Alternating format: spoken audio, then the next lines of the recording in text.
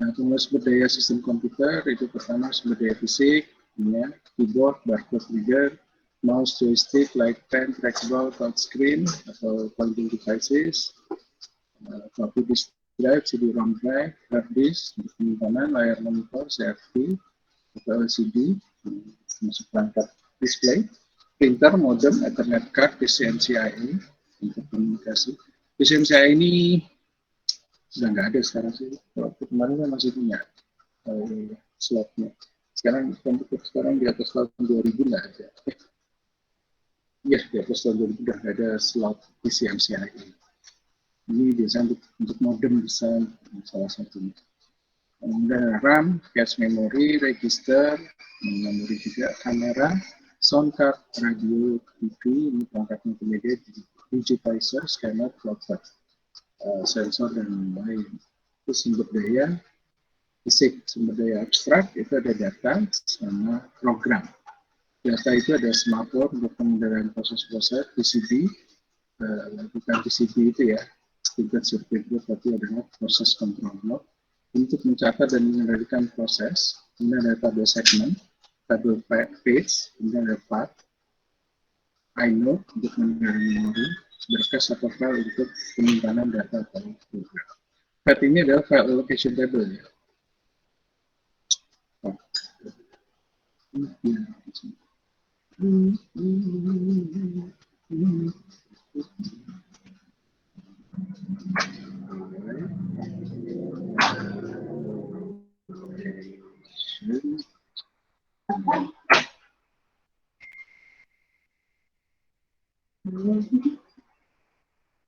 Path itu adalah file allocation table. Jadi artinya apa? Artinya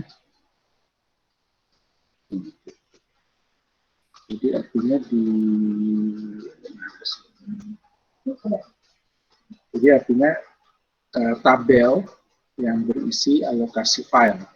Jadi kalau kayak buku itu kayak apa sih namanya, daftar isi, gitu. Itu namanya path. Jadi kalau Windows itu yang 32 bit itu dikatakan sebagai apa? Untuk mengetahui letak file-filenya itu dia simpan di dalam path, ya, file allocation table. Jadi dia tahu, oh saya mau cari file ini ada di mana, dia cari dulu di file. Oke, dari dia ke tujuannya. Tahu dulu ya, mau diapain nih filenya. Oh, tolong di-copy deh. Oke, berarti dia dari ke tujuan, seperti itu. Jadi kan logikanya harddisk itu seluas itu. Lalu kalau kamu lihat kan, kamu buka file manager ya, gitu-gitu aja kan ada file-filenya, ada folder. Untuk mendapatkan itu semua, dia simpan dalam sebuah tabel. Ya, kayak daftar isi gitu. Nanti digambarkan itu seperti itu. Jadi sudah ada pengalokasiannya. Ya. Itu untuk data yang sumber daya abstrak. Selain sumber daya abstrak data itu adalah program. Itu ada utilitas sama aplikasi. Ya. Karena data itu dibilang abstrak, ya. Program dibilang abstrak, ya. Karena kita nggak bisa lihat. Program itu kayak apa sih? Ya, kayak gitu, kayak Python. Itu kan kalau karena kita yang membuat. Tapi setelah dia dijalankan, bentuk Python, program yang mau dengan Python itu bentuknya kayak apa? Nggak tahu, tapi ada. Ya itu yang namanya abstrak. Kayak lukisan abstrak itu nggak jelas. Tapi kalau yang gambar, wah itu pemandangan gini-gini ya, serah gitu kan. Tapi artinya ada. Gitu. Oke. Nah ini 3 sasaran sistem operasi itu adalah kenyamanan, efisiensi, dan mampu berevolusi. Kenyamanan artinya dengan kita menggunakan OS misalnya Windows gitu ya, artinya kita ada rasa nyaman gitu ya. Ya kalau di Indonesia karena waktu kalian lahir ke orang tua kalian pakai Windows ya berarti udah nyaman gitu ya. User friendly gitu kan, karena mau nggak mau ya karena udah lahir buka mata Windows gitu ya, sudah pasti nyaman. Tapi begitu pakai Linux kayak gini ya. Biasanya kalau Linux, kalau Windows begini, harganya kok nggak ada. Tempatnya gini, nggak ada kayak gini. Itu berarti tidak nyaman. Makanya Sebenarnya sih nyaman itu tergantung pertama kali kita ini sih. Ya, jadi kalau fitur itu pertama kali. Kalau pertama kali itu begini, kemudian yang kedua kali kayaknya lebih enak yang kedua, nah itu berubah. Tapi kalau Windows itu saya tahu kenyamanan yang dia dapatkan dari ini, kan jarang orang pindah. Efisiensi, nah ini efisiensi itu artinya efisiensi macam-macam ya. Efisiensi di bidang penyimpanan data itu juga termasuk. Walaupun Windows itu tidak efisien ya. Kalau kalian lihat, nah itu mungkin jarang lihat sih. Kalau dulu waktu Windows 95, 98, XP, 7, 8, 10 gitu ya, itu butuh hard disk itu makin besar gitu ya, tidak efisien ya. Nah, kemudian ketiga efisiensi yang lain itu adalah apakah beda antara Windows yang kita gunakan di laptop dengan Windows yang kita gunakan di CPU. Ada bedanya CPU desktop gitu ya, karena dia bisa melakukan efisiensi. Kalau laptop kan kita kadang-kadang pakai baterai ya. Kalau semuanya itu beroperasi di belakang layar, nanti kalau di belakang layarnya yang kita lihat itu adalah layar, berarti dia bekerja di belakang. Nah itu membuat baterai itu cepat habis gitu ya. Kayak misalnya antivirus itu kan dia selalu ready setiap saat. Kadang dia ngecek. Nah kalau di desktop nggak masalah, karena kan listrik tercolok terus. Tapi kalau laptop belum tentu kan. Nah ada beberapa yang begitu tidak tercolok dengan listrik, dia langsung membuat beberapa program itu tidak bekerja. Nah, itu supaya apa? Supaya efisiensi terjadi. Jadi artinya baterainya itu kalau nggak ada efisiensi dia hanya cuma sejam. Kalau ada penanganan itu dia bisa di 1,5 jam. Lumayan kan gitu. Itu efisiensi. Macam-macam efisiensi. Dilihat dari mana saja bisa. Kemudian mampu berevolusi, itu jelas. Karena kalau berevolusi artinya berubah. Kayak tadi kan dari Windows 1 sampai Windows 10 gitu ya. Itu ada evolusinya. Walaupun tidak pernah ada Windows 9. Windows 10 itu tidak pernah ada. Sama dengan iPhone 9 itu tidak pernah ada. iPhone 8 ada, iPhone 10 ada, 11 ada, 12 ada. Tapi iPhone 9 tidak pernah ada. Saya nggak tahu kenapa 9 tidak pernah diadakan. Kalau orang Mandarin kan dia nggak mau pakai angka 4 ya. Si itu sialnya di lift pun ada 4, 3A, 3B, gitu kan. 3A, gitu kan. Kemudian 13 karena sial jadi 12A, seperti itu. Nah kalau nggak tahu nih, iPhone kan punya orang Amerika, Microsoft punya Amerika. Kenapa tidak ada angka 9 itu saja? Oke, ini sejarah perkembangan sistem operasi generasi pertama 1945 sampai 1955. Nah, kalau ada pertanyaan, nah sebelum generasi 1 kan udah ada komputer, memang udah ada, gitu ya. Tapi dia tidak pakai sistem operasi. Kenapa? Dia pakai Pascal, gitu ya. Jadi kayak kalkulator, kayak komputer pertama itu yang orang Sempoa itu, kalau Sempoa itu adalah komputer pertama. Apa pakai OS ya? Enggak. Gitu ya. Nah, makanya generasi pertama, kenapa dianggap generasi pertama? Karena ini sistem komputasi elektronik ya, mengganti sistem komputasi mekanik. Jadi kalau zaman dulu komputer itu mekanik, gitu ya. Sekarang elektronik. Makanya pernah dengar istilah bug? Pernah mendengar istilah bug?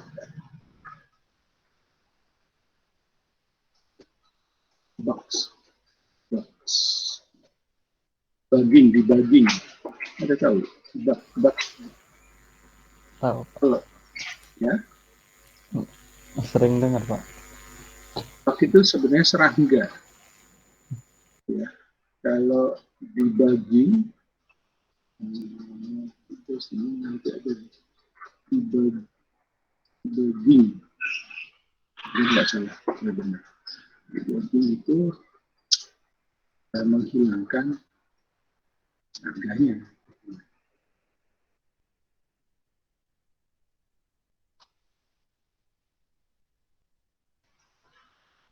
Nah, kenapa istilah bug itu apa? Jadi waktu zaman dulu ya, kan tadi dibilang masih mekanik ya. Nah, karena masih mekanik, ya kamu tahu lah, mekanik kan ada silinder, ada apa gitu. Nah, pada saat dia lagi bekerja, tiba-tiba dia berhenti. Ternyata pas dilihat, dicari-cari kenapa nih komputernya berhenti gitu ya. Ternyata dilihat ada serangganya itu membuat jalannya komputer itu berhenti gitu kan, sangkut. Oh, ini ada bugnya nih, ada serangganya nih. Nah, jadi kalau kadang dia itu berhenti, oke, kita harus debugging, kita bersihkan dulu serangganya gitu. Nah, itu sebenarnya serangga itu aslinya dari zamannya mekanik gitu ya, sebelum 45 lah ya. Nah, tapi karena istilah itu tetap dipakai, jadi kalau misalnya lagi bikin program atau apa, wah ini nggak jalan nih, ada bugs-nya nih gitu kan. Padahal dipilih itu ada serangganya, namanya serangganya bisa masuk ke program gitu kan. Ya enggak sih, jadi tapi itu istilah yang dulunya itu yang benar-benar serangga gitu ya. Serangganya apa saya nggak tahu ya, apa kecoa atau apa, pokoknya itu ada serangga lah gitu ya. Nah itu makanya istilah itu masih dipakai sampai sekarang. Jadi kalau programmer atau apa itu kalau buat program tiba-tiba nggak jalan, masalahnya ada bugs-nya nih, serangganya ada serangga karena pakai S kan. Ada bugs-nya, ya sebenarnya itu programnya ada yang nggak benar, tapi mereka menyebutnya dengan istilah bug, gitu, ada bugs-nya. Ya. Itu hanya istilah, karena dulu itu yang benar-benar serangga. Ya. Waktu masih mekanik, gitu ya. Mungkin juga masih ada transisi nih tahun 45 sampai awal 45-nya ya, tapi kalau udah 1955 udah enggak. Karena kenapa tahu transistor pertama kali dibuat tahun kapan? Siapa penemu transistor? Bapak penemu transistor? Mau dia jatuh di jalan ditemuin, nah itu penemu transistor. Pencipta transistor itu siapa?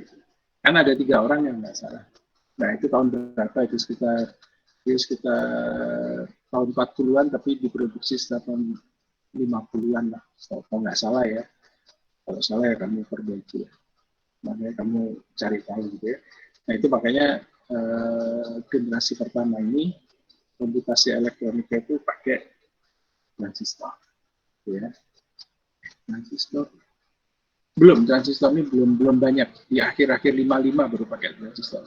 Dia masih pakai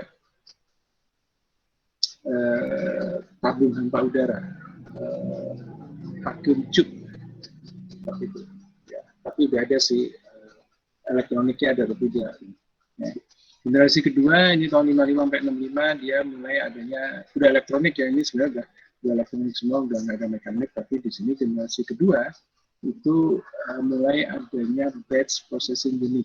Ya. Artinya apa? Ini job dikumpulkan dalam satu rangkaian, kemudian dieksekusi secara berurutan. Batch itu artinya urutan gitu. Jadi kayak orang ngantri gitu kan. Ngantri gitu ya. Oke, nomor 1 masuk, nomor 2 gitu ya. Kita udah tahu nggak usah dipanggil pun, saya udah nomor 3 siap-siap gitu. Karena zaman dulu tuh nggak berbentuk antrian gitu. Jadi itu sudah selesai, oke, pulang gula gitu. Jadi kayak otomatis, jadi kita taruh aja di situ, maka dia melakukannya secara otomatis sesuai dengan antrian atau menurut kita. Itu tahun 55 sampai 65. Generasi ketiga tahun 65 sampai 80, setelah G13 PKI ya, ini ya bisa multi user, multi programming, time sharing, sama spooling. Multi user artinya satu komputer bisa kita gunakan beramai-ramai ya, bersama-sama gitu. Ya, kalau dulu ya ini komputer saya udah, jadi kalau yang lain nggak bisa pakai. Nah kalau ini multi user, jadi banyak yang pakai. Multi programming kalau dulu ya, satu komputer satu fungsi, satu program. Kalau ini udah mulai bisa berbagi program. Time sharing, jadi dia bisa saling berbagi waktu. Artinya bukan berbagi waktu penggunaan, tapi bagaimana programnya tadi banyak gitu ya. Nah, mana yang dikerjakan duluan, nah itu yang maksudnya time sharing di situ.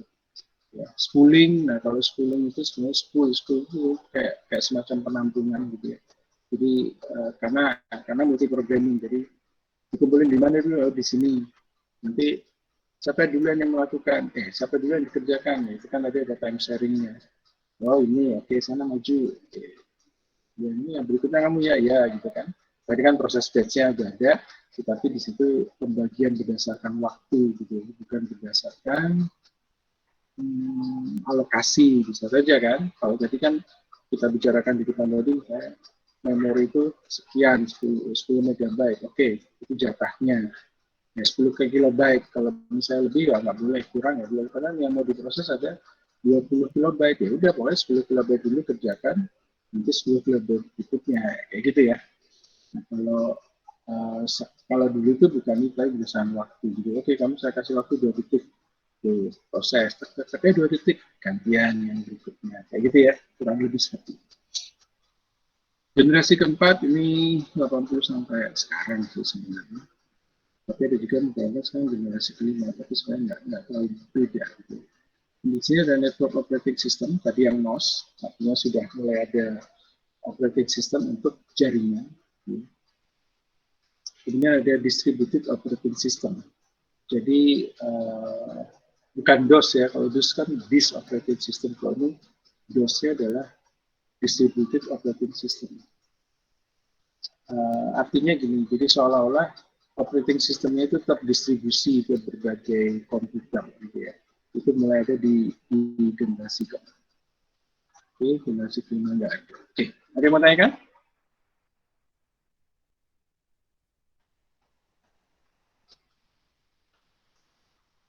Oke, tidak ada.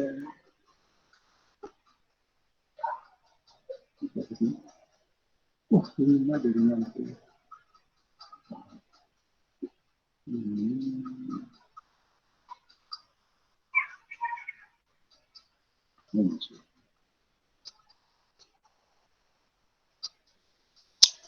Oke, ini Windows 1. Dirilis 20 November 85.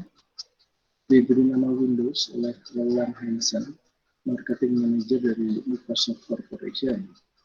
Sebenarnya di sini hanya memperluas kemampuan Microsoft DOS dengan menambahkan muka grafis Microsoft Paintbrush, Write, Notepad, Calendar, Calculator, Tab File, dan juga Clipboard.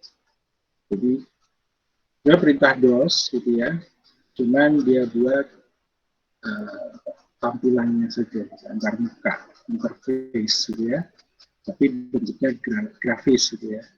Nah itu, jadi ada gamenya juga, ada bisa mengambilkan waktu dan seterusnya. Karena kalau zaman dulu DOS itu ya layar hitam doang, tulisan putih, atau layar hitam tulisan hijau. Gitu. Jadi, itu Windows 1. Ini Windows 2. Dirilis 9 Desember 87. Kalau jumlah gitu. Ini dapat menjalankan aplikasi secara multitasking bersamaan. Menggunakan modus real. Mampu mengakses memori sampai dengan 1 MB. Bisa. Dulu bangga banget sampai 1 MB. Sekarang, ya. Oke. Ini bentuknya kayak gini, hampir sama kayak Windows 1 gitu ya. Windows 2 cuma lebih halus saja. Dulu juga saya merasa Office sudah ada waktu itu.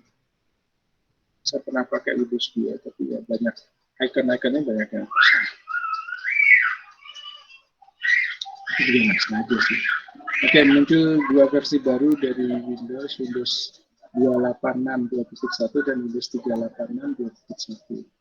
Masih menggunakan modus real tapi mendukung high memory area. Menggunakan kernel yang berjalan dalam modus terproteksi. Windows 386 2.1 mampu menambahkan jendela Windows secara cascade bertumpuk. Ini bangga banget bisa bertumpuk kalau sekarang kan dalam anggap itu hal yang biasa. Oke, ini ada dua versi, 286 dan 386. Ini sebenarnya nama prosesornya. Jadi itu namanya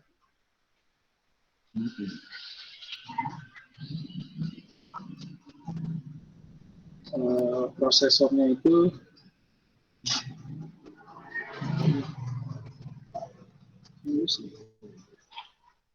jadi 80286. Jadi sebelumnya itu adalah 8088, 80286, 80386, sama 80486. Nah, ini zaman dulu sekali, ini kecepatannya berapa? 4,7, 4 MHz lah. Oh, itu udah cepat, nggak cepat sih, udah cepat.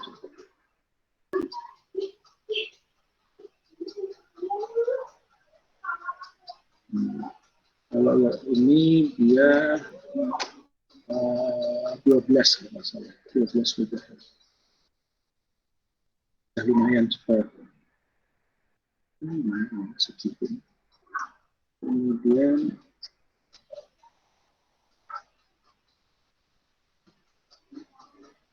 ini sekitar dia dua kalinya deh, sekitar 20-an, 25 nggak salah, 25 MHz. Dari 486 ini adalah cikal bakal Pentium. Pentium itu adalah 80486. Pentium itu kalau nggak salah 66 MHz, udah cepat. Lalu setelah Pentium, ya kalian tahu ada dual core to dual, ada Intel, i3, i5, i7, i9. Nah, di sini dulu dibedakan nih 286 dan 386. Kenapa? Jadi karena kecepatannya beda, itu akibatnya komputernya itu juga beda gitu. Maksudnya gini, ini saya contohin pakai game aja ya, karena kalau gini nggak terlalu kelihatan. Jadi waktu itu saya pakai game pesawat terbang gitu ya, F-16 waktu itu. Saya pernah pakai, tapi dulu ekstrimnya dari 8088 ke 80286. Kalau saya pakai di rumah kan yang masih 4 MHz, itu jalannya enak, kita main game ya kayak main game biasa gitu. Tapi begitu saya pakai 80286, itu pesawatnya cepet banget, ya bisa di ini Bapak muda, karena kecepatannya 3 kali lipat. Jadi kalau tahu bayangin, ya cepet banget gitu. Jadi baru main, nggak bisa ngapa-ngapain karena dia jadi cepet banget. Jadi kayak apa ya?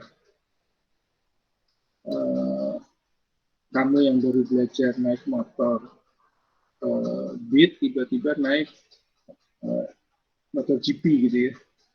Wah, itu gimana itu kan? Baru naik ngebut gitu lah. Ya umpamanya kayak gitulah perumpamannya. Jadi kalau dulu itu kecepatan prosesor itu berpengaruh gitu.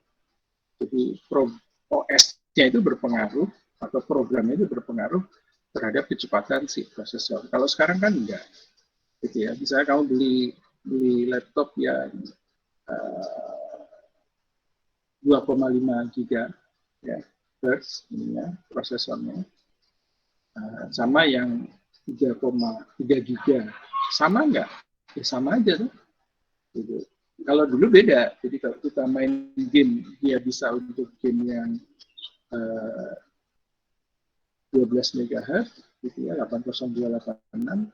Kalau kita pakai 8088, jadinya apa? Pelan banget. Ya, ini kapan selesainya, gitu ya. Kalau sebaliknya, kok cepet banget ya kayak gitu. Kalau dulu masih berpengaruh, sekarang kan enggak. Ya, itu bedanya. Jadi zaman dulu itu belum dikuasai. Gimana nih? Masa OS-nya kita split berdasarkan mikroprosesornya kan gitu kan di split dengan mikroprosesornya kan. Nah, ini nggak bagus nih ya. Ya itu kan pasti ada perkembangan lebih lanjut gitu ya. Jadi Windows 3 dirilis 22 Mei 1990 mulai perkembangan itu virtual memory sudah menggunakan VGA card. Maksudnya kalau dulu itu pakai ini juga sih card untuk monitor, tapi dia tidak berdasarkan warna, tidak menghasilkan warna maksud saya. Jadi dia cuma satu warna. Kalau nggak tulisannya hijau, layarnya hitam, atau nggak tulisannya putih, layarnya hitam, atau sebaliknya. Ya, saya pernah juga layarnya hijau, tulisannya hitam. Kemudian versi Windows pertama yang menggunakan modus terproteksi. Ini bisa pakai WinR, modus real, WinS itu modus standar. Nah ini Windows 3 dalam modus 386 standar. Itu masih berdasarkan prosesornya juga. Nah ini Windows NT 3.1 gitu ya, dirilis 6 April 1992. Dukungan terhadap multimedia, modus real dihilangkan menggunakan modus terproteksi, mulai menggunakan kernel hybrid di perkembangan sistem berkas NTFS. Muncul Windows 3.11 pada 8 November 1993 merupakan pengembangan dari Windows 3.1. Nah ini mulai diperkenalkan NTFS itu tahun 92 sampai sekarang masih dipakai. Jadi kalau kita pakai install Windows pasti NTFS. Tahu NTFS? NTFS adalah teknologi sistem. Ini teknologi sistem. Jadi dia mulai meninggalkan FAT. Tadi saya bilang ada FAT, kalau location table sudah mulai dihilangkan. Menghilangkan istilahnya. Sudah Microsoft bilang, saya nggak mau ya pakai yang punya orang, saya pakai yang punya saya gitu ya. Itu namanya NTFS, teknologi file system. Jadi sistem file teknologi baru gitu. Jadi dia nggak mau pakai FAT lagi gitu. Ya nggak tahu kenapa ya, mau sombong atau Surabaya atau si Microsoft jangan mau pakai. Tapi sih masih bisa lah, masih bisa dipakai sampai sekarang juga masih bisa sih. Cuman kayak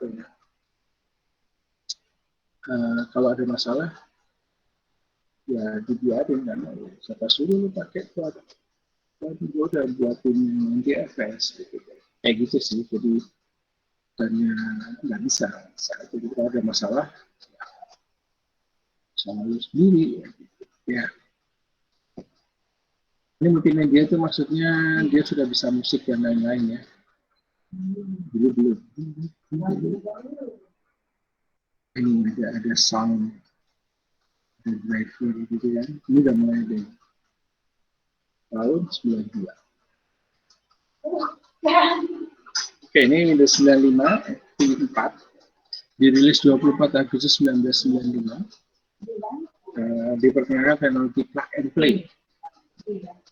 Jadi kalau 95 itu plug and play, jadi kamu colok, dia langsung beroperasi, langsung bisa difungsikan. Itu plug and play. Plug itu colok. Oke. Nah, dia menggunakan kernel 32 bit. Ya. Tadinya berapa kalau ini 32? Sebelumnya 16 bit. Jadi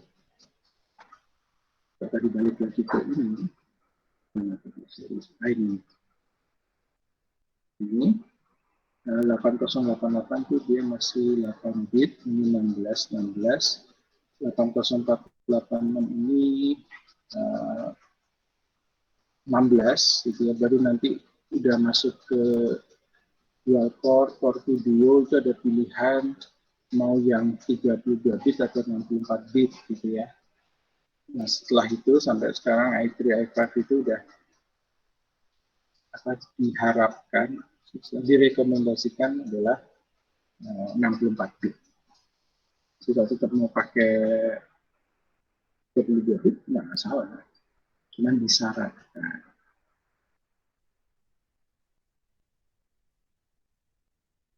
Kernel itu inti ya.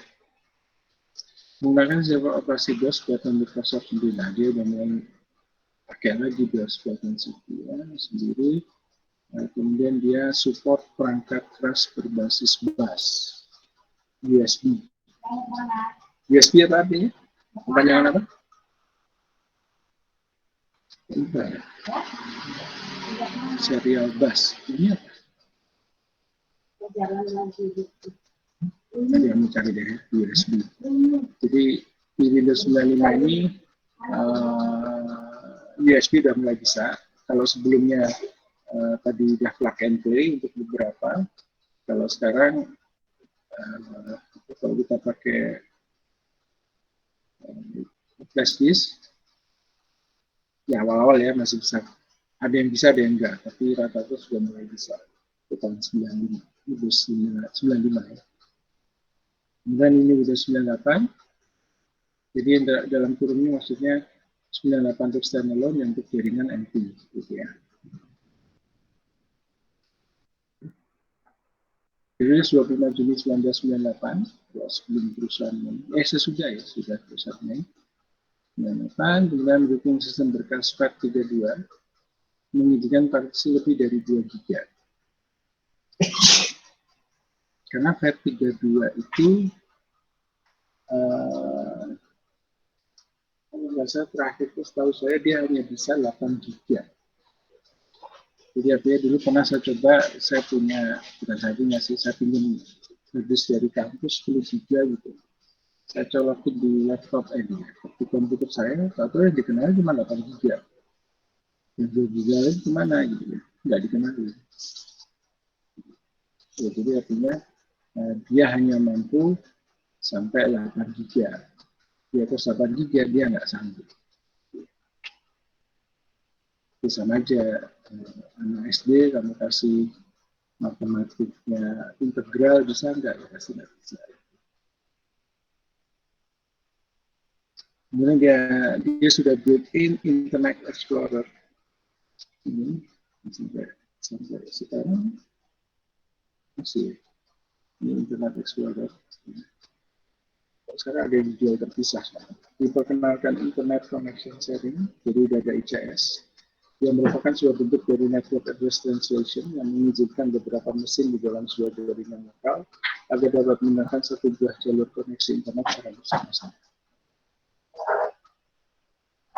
Ngerti ya? Atau ada yang nggak ngerti? Network Address Translation? Berarti NAT itu kayak WiFi gitu ya, Pak?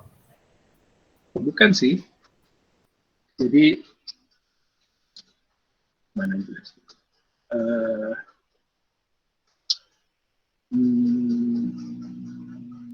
Analoginya gini deh. LAN, Pak. Iya, LAN itu ada pakai NAT, cuman ada juga PAD, ya.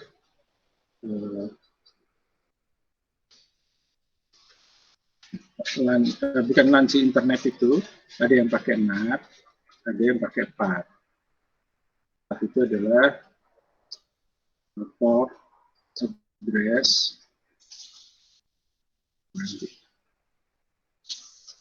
translation. Kalau ini tadi Google.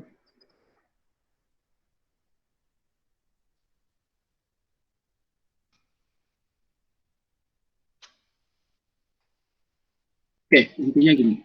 Kalau NAT itu gambar mana? Bisa. Misalkan begini. Ini kan ceritanya di dalam. Ini server gitu ya.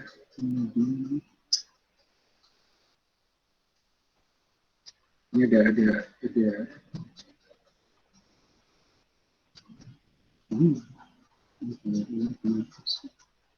Intinya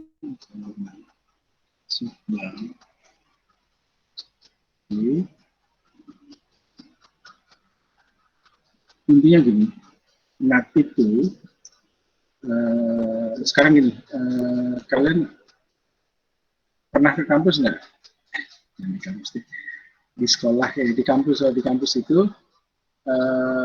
istilahnya gini, kita pakai akses internet gitu ya, itu dapat IP sendiri, gitu ya. IP-nya itu IP private, misalnya lebih bingung lagi ya. Nah yang keluar itu IP public.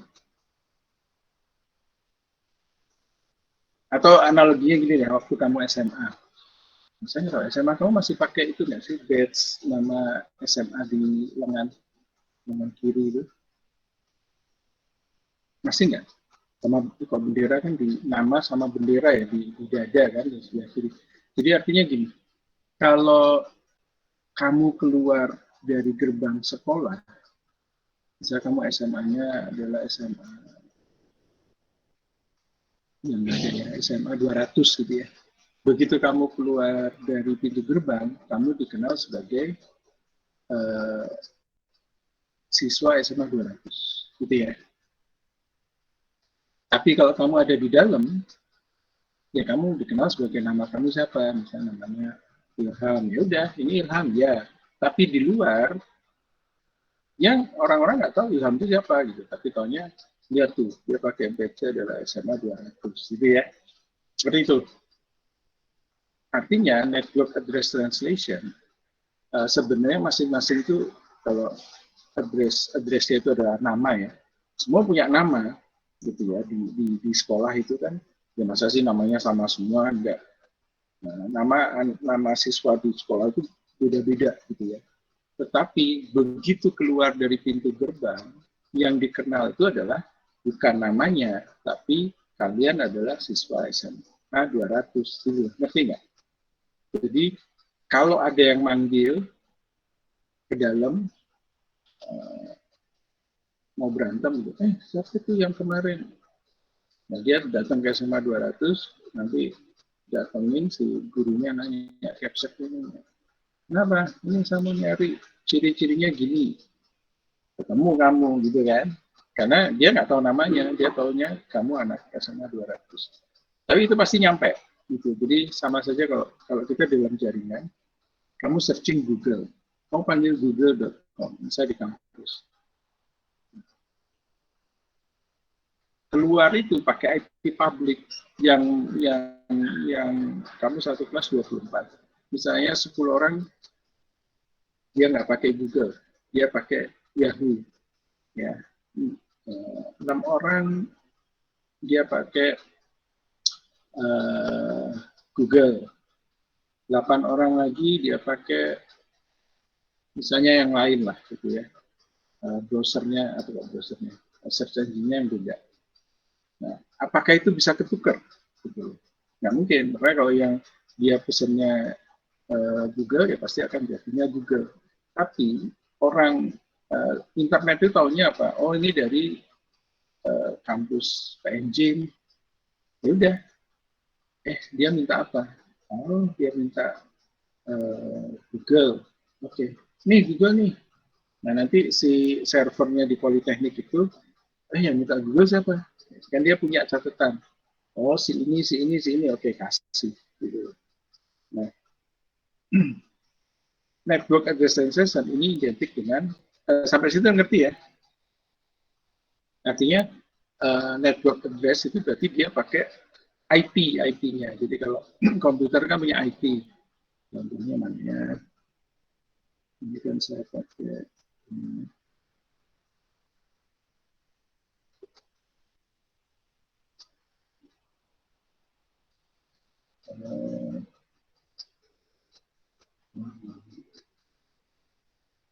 pakai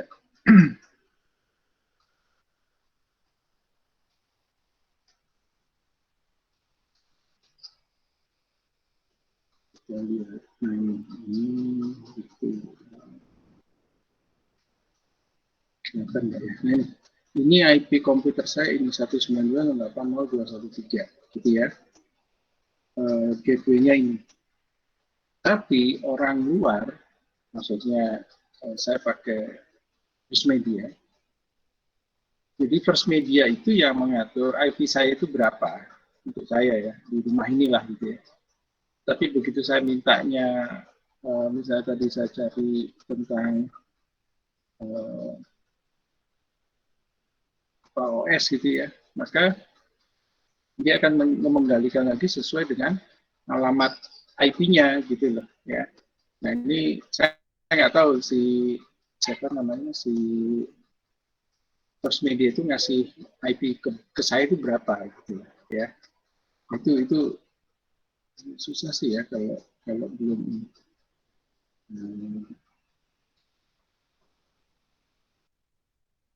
karena itu harus belajar jaringan dulu sebentar.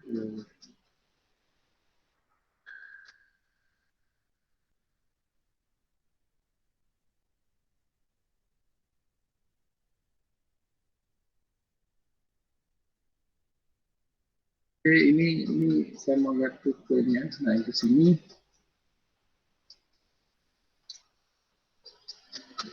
Nah, ini. Jadi, kan kalian tahu tadi IP saya itu adalah 192.168.0.213.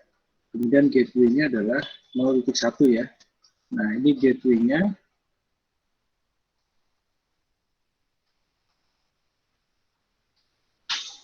Ini 0.1, ini berarti gateway. Ya.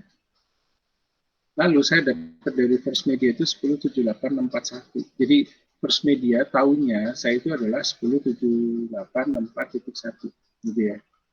Nah, ini keluar dari First Media, Fastnet kan dia pakai 202 dan seterusnya. 10.78.64.1 itu address-nya saya untuk saya karena berlangganan saya dapat sekian. Tapi di dalamnya saya kan pakainya 192.6801 saya pakainya ini kan 192.68.0.213 gitu ya. Yang tahu bahwa saya itu sedang minta apa, kok tahunnya 10.78.61, pokoknya First Media apapun yang saya minta ngasihnya ke sini gitu ya. Dari sini dia akan ngasih ke ini gateway-nya 192.0.1, kemudian dia nyebarin ke laptop saya gitu.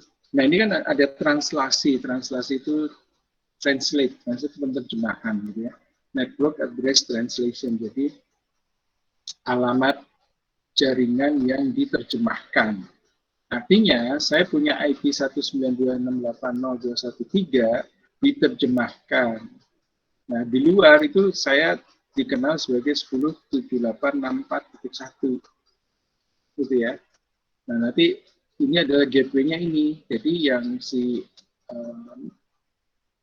modemnya tadi itu yang mengatur. Dia ada, saya kan pakai wireless router. Nah, routernya itu ngatur, oh ya udah, berarti yang minta misalnya google.com itu adalah IP 192.80.213. Oke, kirim ke sana. Gitu. Tapi si First Media dia nggak tahu apa-apa. Itu bukan urusannya dia. Yang minta itu Dandun, dia nggak mau tahu. Pokoknya ada yang minta ya, oke ini saya kasih. Dia nggak mau nanyain lagi. Saya minta, kok amat nggak ada. Nggak seperti itu konsepnya. Intinya IP-nya itu ditranslate, jadi tidak pakai IP asli. Nanti ya. Gimana ya? Kalau tadi NAT itu network address, jadi IP publiknya. Kalau IP-nya, kalau satu lagi itu adalah port-nya. Nah, jadi kalau ini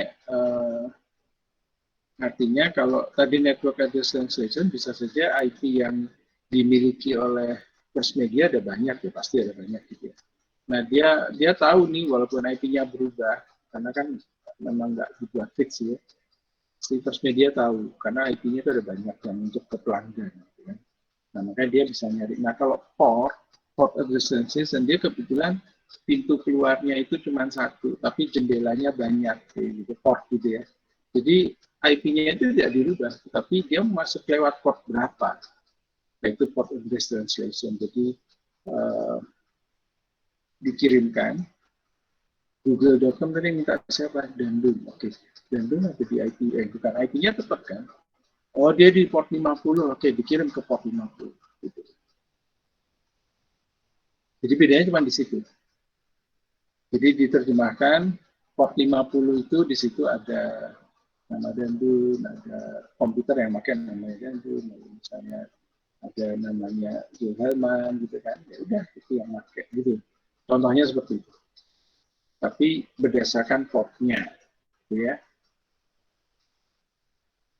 Oke, ada yang mau tanyakan?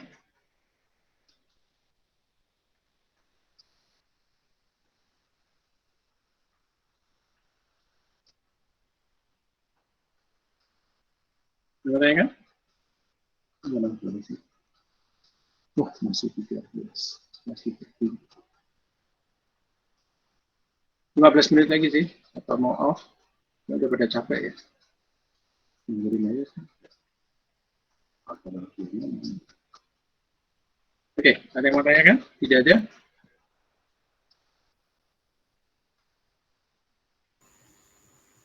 Tidak ada, Pak. Sepertinya. Iyalah, tidak ada. Pada tidur semua. Oke, kalau tidak ada, udah saya... Nah, kalau ini saya korupsi 15 menit. Oke, iya, saya bentar. Kasih tugas. Ya, tugas.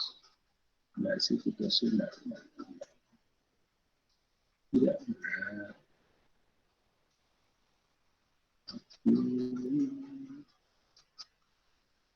Bohong. Masih. Tugasnya.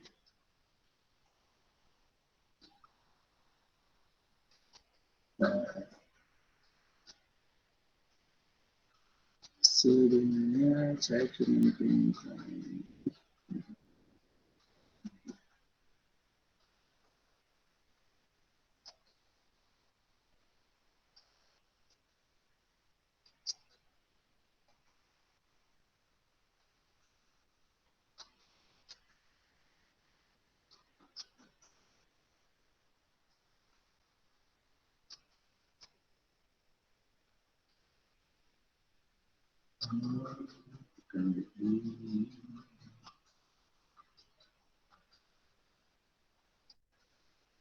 Oke, ini aja. Jadi kalian cari informasi tentang komputer kalian tuh pakai Windows apa, kemudian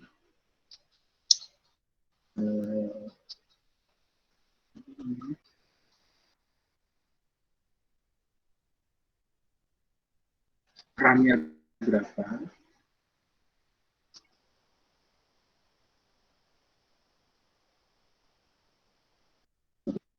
kayak gitu-gitu lah.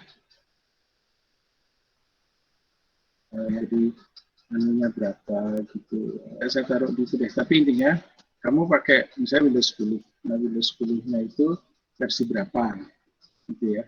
Banyak gitu. Jadi ya harus tahu gitu kan.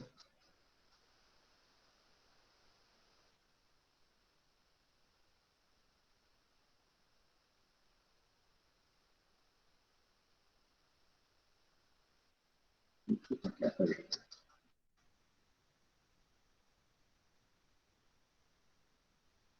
Ya kamu cari Pro 9600 gitu ya. Itu sama kayak kamu juga harus cari tahu. Kemudian di sini saya pakai prosesornya apa, gitu ya, RAM-nya berapa, gitu kan. Kemudian hard disk-nya berapa,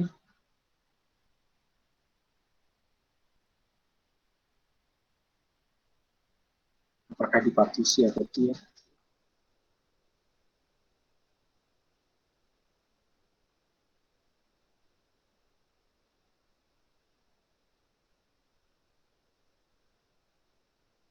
Seperti itu.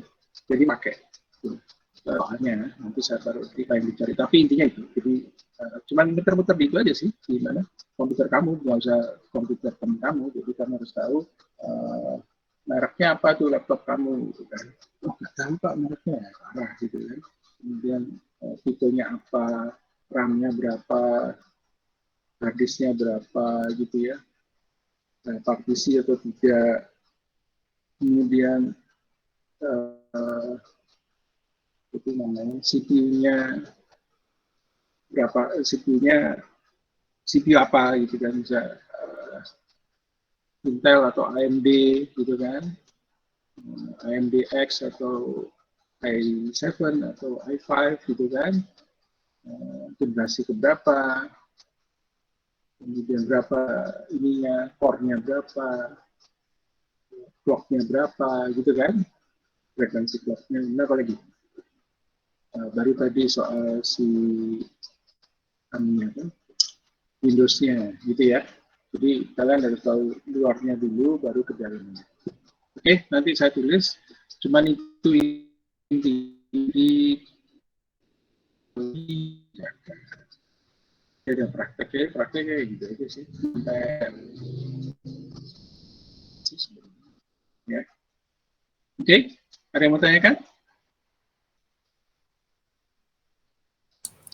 Dicatat aja bagaimana Pak? Bentar.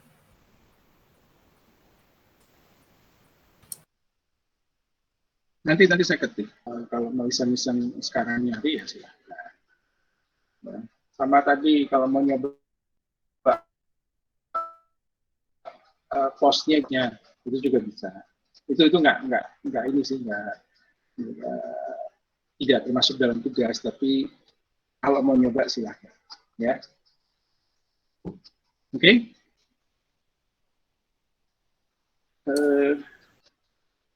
Kalau tidak ada pertanyaan, udah pada absen ya.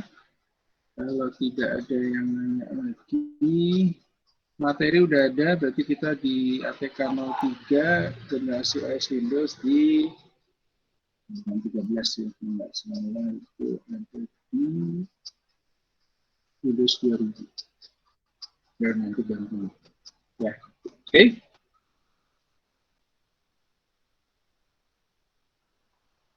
Oke.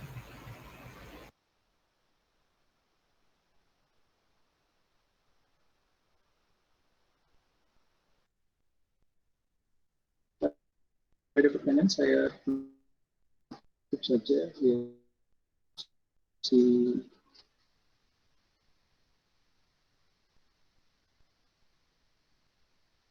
menit. Ada istirahatnya? Wah, ada nih istirahatnya 30 menit. Oh ya, berarti benar 16 jam itu mah oke. Berarti tidak korupsi. Oke. Kalau begitu saya tutup ya dengan ucapkan hamdalah. Assalamualaikum warahmatullahi wabarakatuh. Selamat sore. Terima kasih.